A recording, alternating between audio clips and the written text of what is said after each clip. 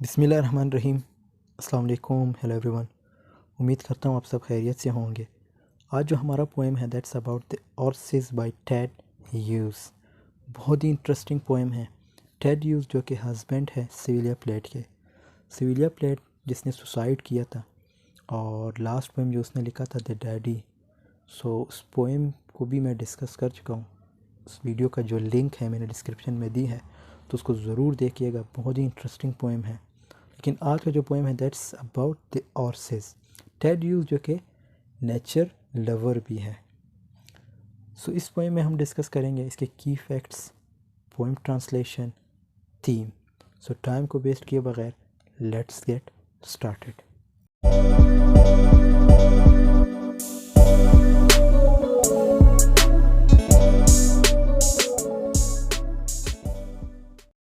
की facts. The first point, free verse poem. ये poem जो एक फ्री वर्स है, 38 लाइन का पोएम है। इसको मोस्टली लिखा गया है 2 लाइन स्टेंजा में। And the poem begins with the narrator. Poem जो है जिसका शुरुआत होता है नरेटर से, जिसने लिखा है in a lake state of mind with no rhymes, iambic metre and the trochaic metre in the poem. इसमें जो लिटरेरी डिवाइसेस यूज़ हुए हैं वो है मेटाफर। जो पोएम के जो स्टार्ट लाइन है और बिफोर डाउन डार्क, ये मेटाफर है। और उसके बाद मिथोनमी का यूज़ हुआ है, ओनोमेटोपिया का यूज़ हुआ है। ओनोमेटोपिया जैसे स्नॉटिंग ऑफ हॉर्सेस, कलेव्स कॉल, तो ये सारे ओनोमेटोपिया है। इलिट्रेशंस का जो लिटरेरी डिवाइस है वो यूज़ हुआ है कॉन्सोनेंट्स एंड एसोनेंट्स। इसमें वावल्स एंड कॉन्सोनेंट जो होते हैं ना, जो स्टार्ट की लाइंस में होते हैं वो यूज़ हुए। उसके बाद इसको पब्लिश किया गया टेड ह्यूज के फर्स्ट कलेक्शन में The Hawk in the Rain, जो अपेयर हुआ था 1957 में। और इसका जो टोन है इस पोएम का वो प्लेजेंट वन है। The speaker is Ted Hughes, और इसका जो ओकेजन है in the forest before dawn, and its purpose is to experience in the forest. शायर जो है फॉरेस्ट की तरफ जा रहे होते हैं। तो अब बढ़ते हैं पोएम के ट्रांसलेशन की तरफ। The first 2 lines, I climbed through woods in the hour before dawn dark, evil air a frost making stillness। शायर कहता है कि मैं वुड्स मतलब जो खेत होता है उनके थ्रू जा रहा हूँ या चढ़ रहा हूँ। कहाँ पे जा रहे हैं अब शायर? हिल पर। और वो वक्त सूरज निकलने से 1 घंटे पहले का है। फॉर इंस्टेंस अगर सूरज 6 बजे निकलता है तो शायर जो है 5 बजे निकले हैं हिल पर चढ़ने के लिए। उस वक्त की हवा जो है ईविल है। अब हवा तो ईविल नहीं हो सकती, so it's one kind of personification. शायर ने एक किस्म की पर्सनिफिकेशन यूज़ की है। और फ्रोस्ट हो गया। फ्रोस्ट का मतलब है मुंजमिन। जब मौसम ठंडा हो तो सब कुछ फ्रीज़ हो जाता है, सब कुछ सुकून में है, किसी चीज़ की कोई मूवमेंट नहीं। स्टिलनेस का मतलब है सुकूत, मीन्स कामनेस विदाउट विंड्स। फिर थर्ड एंड फोर्थ लाइन में क्या कह रहा है कि not a leaf, not a bird, a world cast in frost, I came out above the wood. एक लीफ मतलब जो पत्ता होता है उसका मूव नहीं, वो भी मूव नहीं कर रहा। और हत्ता के जो बर्ड है उसकी आवाज़ें तक नहीं। और पूरी उसकी जो आसपास कास्ट हो गया है, उसके ऊपर से बर्फ़ जम गया है। मतलब ऐसा लगता है जैसे बर्फ़ में ही सब कुछ डल गया है। और मैं जितने पेड़ मतलब वुड हैं उनसे ऊपर मीन्स बढ़ गया हूँ। शायर के कहने का मतलब है कि उसने जिधर पहुँचना था वहाँ पहुँच गए हैं। अब फिफ्थ एंड सिक्स लाइन में where my breath left tortuous statues in the iron light but the valleys were draining the darkness। जहाँ मेरी सांसों से वो क्या बना रहे हैं या उनसे क्या बन रहा है, टॉर्चियस स्टैच्यूज़ बन रहे हैं। मतलब टेढ़े मेढ़े जो स्टैच्यूज़ होते हैं उसके सांसों से वो बन रहे हैं। आयरन लाइट में, उस धुंधली लाइट में, मीन्स उस धुंधली लाइट में। लेकिन जो वैलीज़ है वो डार्कनेस को ड्रेन कर रही थी। मतलब डार्कनेस कम होती जा रही है और लाइट बढ़ती जा रही है। ड्रेन का मतलब है अ ग्रेजुअल डिप्लीटेशन ऑफ एनर्जी और resources. Till the moor line, blackening tracks of the brightening grey, I lifted the sky ahead and I saw the horses. कब तक हो रहा है? उस वक्त तक मतलब अभी शायर जो है वो ऊंचाई पर है, तो उसे ऊंचाई से जब वो देख रहा है तो उसको वो बंजर ज़मीन, उसकी जो आउटलाइन है वो ब्लैक हो रही है और वो डार्कनेस उसका ड्रैग बचा है। सिर्फ ड्रैग का मतलब है थोड़ी सी बची हुई, और डार्कनेस का अभी ब्राइटनिंग ग्रे बचा हुआ है। हेयर मतलब जो सूरज है वो आहिस्ता आहिस्ता उस वैलीज़ पर, उन वैलीज़ पर राइज हो रहा है, और आधा आसमान आगे और पॉइंट ने घोड़े देखे।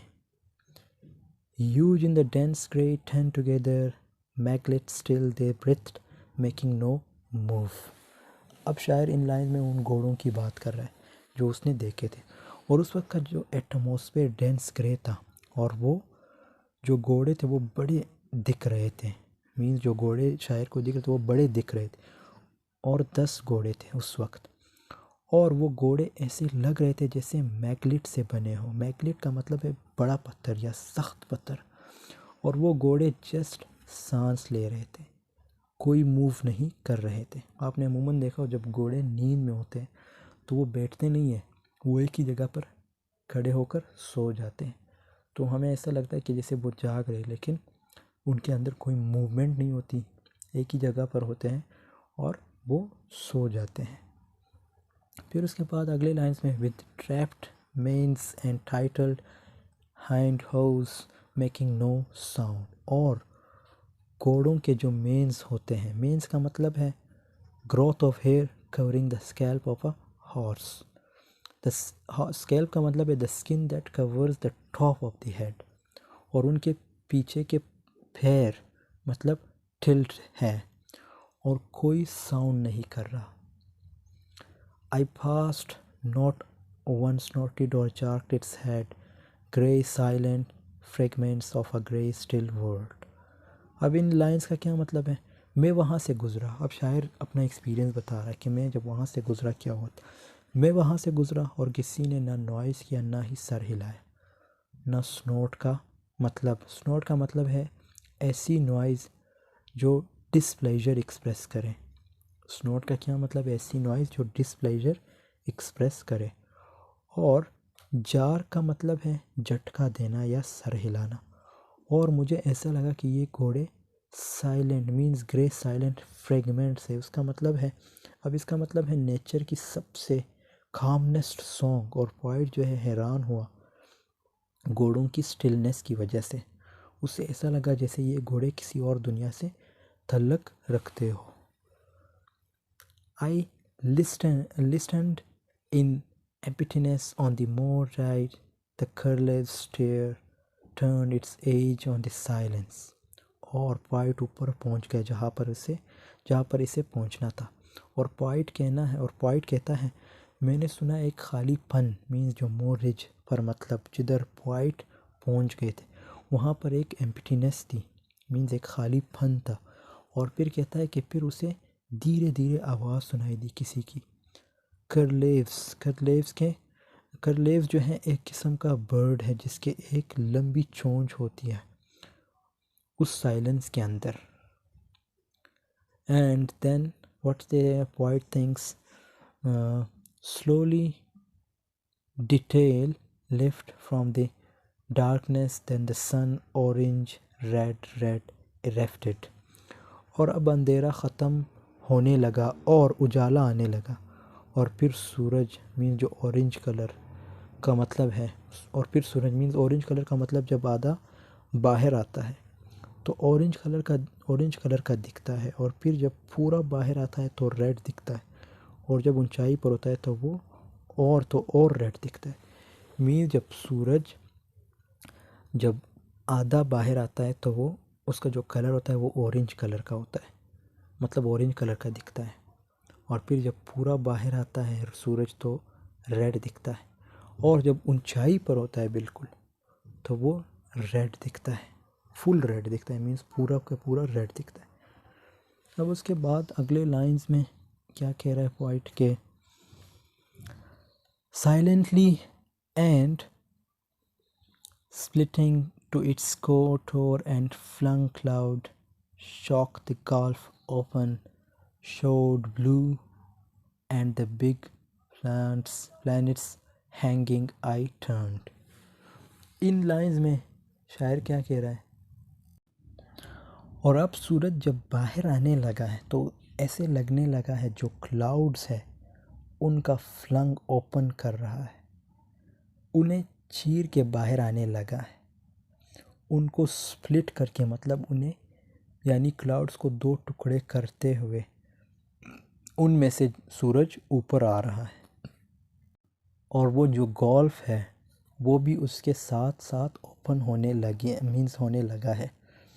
और कलर जो है ब्लू है, means it shows blue colour होने लगा है।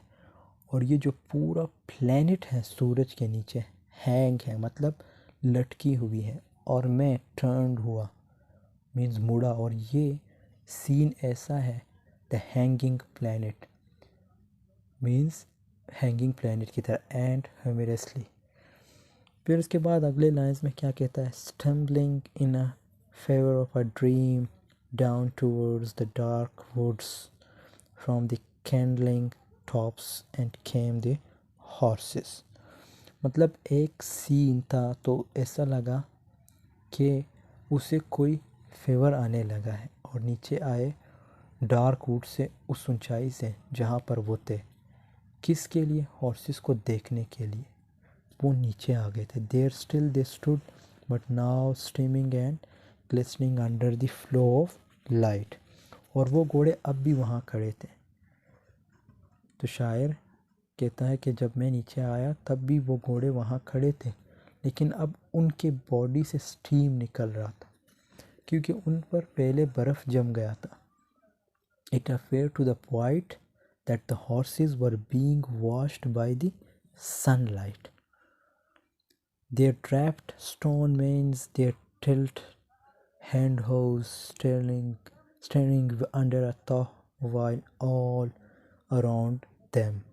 और उनके जो ड्रैफ्ट मीन्स थे उनको फिर से दिख रहा है, मीन्स देख रहा है। और उनके हिंड होस मीन्स टिल्ट हिंड होस को भी, और उनके पैरों के इर्द गिर्द जो लास्ट नाइट बर्फ़ पड़ी थी वो मेल्ट होने लगा।